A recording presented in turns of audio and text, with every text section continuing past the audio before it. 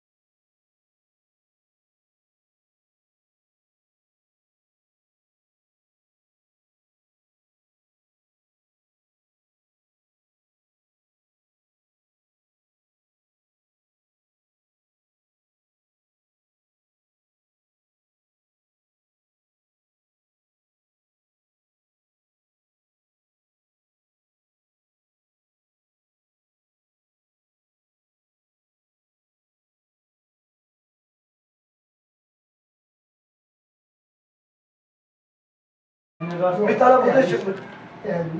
Hacı abi aynı rastla. Elbise tüyürü devam edin. Ve yukarı da çekeceğiz. Çek. Çekecek mi? Sıradan çek.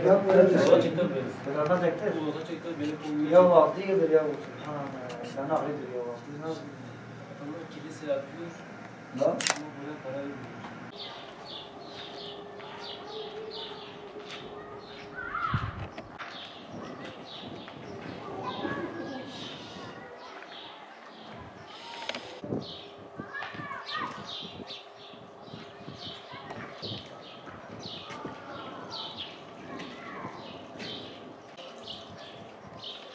Bu 7. sene oluyor.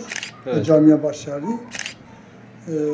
Şimdiye kadar çok şükür bizim Diyarbakır Hayırseverler tarafından az çok her neyse yardım topladık. Kaba işleri bitirmişiz. İnce'ye geldik. İnce'den dönmüşük şu anda. İnce'deyiz. İnce işlerinde. İnce işlerinde ise bizim şu anda herhangi bir bütçemiz, herhangi bir yerde bir yardımımız şu anda yoktur beklettiğimiz.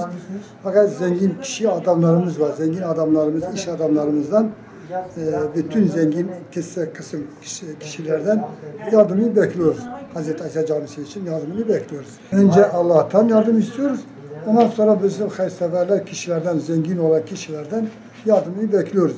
Hem Kur'an kursu için hem camimiz için. Camimiz zaten Kur'an kursu da bitişiktir hepsi. 2 ders, 4 tane sınıftır. 4 sınıfımızdır. Bir tane de erkek çocukların sınıfımız vardır 2 tane. 3 tane de bayanların sınıfı vardır. Kur'an kursu sınıfları. İşte bunlar hepsi çok lüzum olan şeyler vardır. Maalesef yapamıyoruz yani. Katolü, 3 kat. Bir kat tek yapılmış. Bir kat tek yapılmış. Zemin katı yapılmış. Diğerleri de yardım bekliyor. Evet. Yani zemin katta itaatimiz yani ibadetlerimiz yapıyoruz. Diğer katlar olduğu gibi 3 kat duruyor. Herse 2000 kişi burada namaz kılabilir. 2000'den fazla, daha fazla. Peki Hayır Hasan sadaka-i cariyedir zaten. Sadaka-i cariye için bütün Müslümanlardan yardımını bekliyoruz. Hem onların hayrı oluyor, hem bu camimiz tamamlanıyor. Yani sadaka-i cariye onlar da kazanıyor. Bizimki de cami tamamlıyor. Cami cemaatimiz rahatlıkla ibadetini yerine getiriyor. Onun için Kur'an kurslarımız da belki düşünüyoruz bunu komple altı şu anda biterse üstü altı komple medrese yapmaya düşünüyoruz. Bakalım nasip olursa. Allah izin verirse. Komple yatılı hatta yatılı Kur'an kursuyla bile yapabiliriz burada. Yerimiz müsaittir inşallah. Yalnız camimizin bir havlisi şu anda havlisi dardır. Çok dardır. Onu da bizim Milli Emlak Hazine, Milli Emlak şeylerimizden, kurumlarımızdan yani Bayındırlık Çevre ve Bayındırlık Müdürlüğümüzden müracaat yapmışız. Onu da bize biraz arsa, geniş bir arsa havli ayrılırsa daha daha elverişli olur. Daha rahat ibadetimiz oluyor. Daha fazla cemaatimiz oluyor. Şu anda böyle bekliyoruz artık. Hayırseverlerden bir yardım bekliyoruz. Her taraftan Türkiye'nin neresinde olursa olsun iş adamlarından, zengin olan kişilerden yardımını bekliyoruz.